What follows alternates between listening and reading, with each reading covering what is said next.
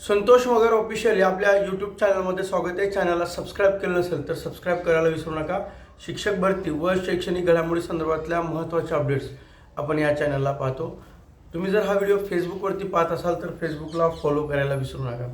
मित्रांनो, आज शिक्षण सेवक रद्दच्या संदर्भामध्ये महत्त्वाची याचिका कोल्हापूर खंडपीठामध्ये होती आणि अनेक शिक्षण सेवक या याचिकेकडे डोळे लावून बसलेले होते. कारण त्यांना आज वाटलं की आज काही ना काहीतरी पॉझिटिव्ह त्या ठिकाणी रिझल्ट लागू शकतो किंवा काही ना काहीतरी पॉझिटिव्ह कोर्टामध्ये घडेल.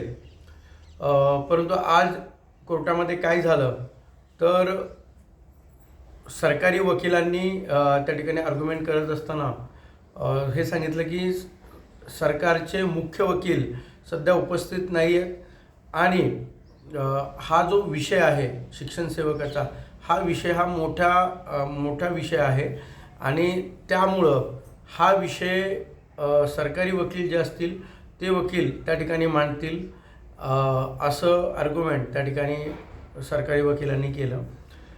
त्यानंतर हायकोर्टाने हे सांगितलं आहे की तुम्ही सरकारला रिप्लाय देण्यासाठी ॲटलिस्ट तुम्ही रिप्लाय फाईल करावा.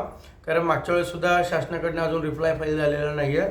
त्यामुळं ते काहीही असो पण तुम्ही शासनाचं म्हणणं काय आहे तो रिप्लाय त्या ठिकाणी फाईल करावा असं कोर्टाचं म्हणणं आहे. त्यामुळं आज फक्त एवढंच त्या ठिकाणी घडलेलं आहे आणि पुढची जी तारीख आहे ती पुढची तारीख 12 मार्च 2026 म्हणजे पुढच्या 12 मार्चला त्या ठिकाणी पुन्हा सुनावणी होणार आहे. आता यामध्ये दोन गोष्टी महत्त्वाच्या. एक तर त्यांचे सरकारी वकील त्या ठिकाणी उपस्थित राहणं गरजेचं आहे. कारण त्या वकिलांचं म्हणणं असं आहे सरकारी वकिलांचं की मुख्य सरकारी वकील हा विषय त्या ठिकाणी मांडतील कारण हा विषय मोठा विषय आहे. आणि दुसरा आहे की शासनाने त्या ठिकाणी रिप्लाय देणं महत्त्वाचं आहे. त्यांचा ॲफिडेविट त्या ठिकाणी सादर होणं महत्त्वाचं आहे.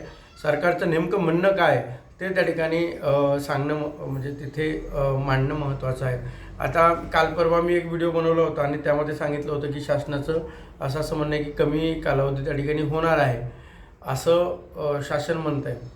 तर परवाच्या दिवशी काही मुंबईचे शिक्षण सेवक त्या ठिकाणी गेले होते आणि त्यांनी सेक्रेटरी आणि त्यांचे PA जे त्यांना भेटून त्या ठिकाणी ते विचारणा केली होती. तर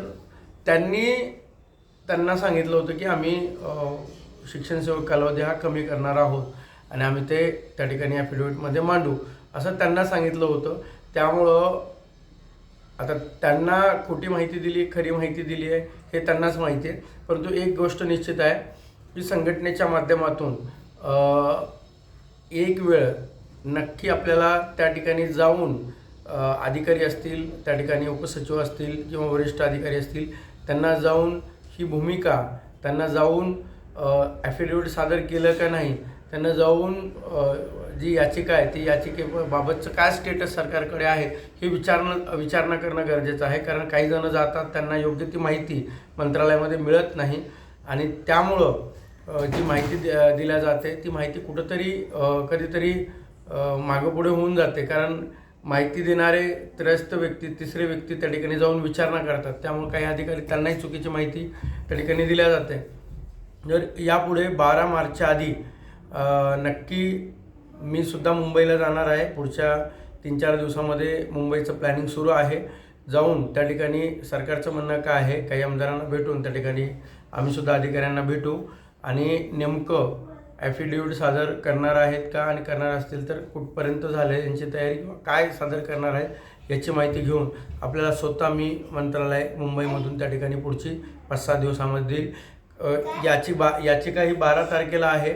12 तारखेच्या आत तुम्हाला शासनाचं काय म्हणणं आहे त्या ठिकाणी निश्चितपणे मुंबईमधूनच मी तुम्हाला सांगेल एवढं निश्चित आहे. पुढची तारीख सर्वांना सांगितली की 12 मार्च आहे. 12 मार्चपर्यंत आपण वाट बघूया आणि त्याआधी शासनाचं काय रिप्लाय येते किंवा शासनाचं काय म्हणणं आहे तेही तुम्हाला मी व्हिडिओच्या माध्यमातून सरळ मंत्रालयामध्ये जाऊन त्या ठिकाणी तिथूनच तुम्हाला निश्चितपणे कळवेल. परंतु आता वाट बघूया 12 मार्चपर्यंत आणि शासनाकडे पाठपुरावा अधिवेशन सुरू आहे त्यामुळं पाठपुरावा जेवढा करता येईल तेवढा पाठपुरावा करण्याचा प्रयत्न त्या ठिकाणी करूया एवढंच त्या ठिकाणी सांगतो. चॅनलला सबस्क्राईब केलं नसेल तर सबस्क्राईब करायला विसरू नका. अशाच नवनवीन माहिती तुम्हाला या चॅनलला पाहायला मिळतील. धन्यवाद.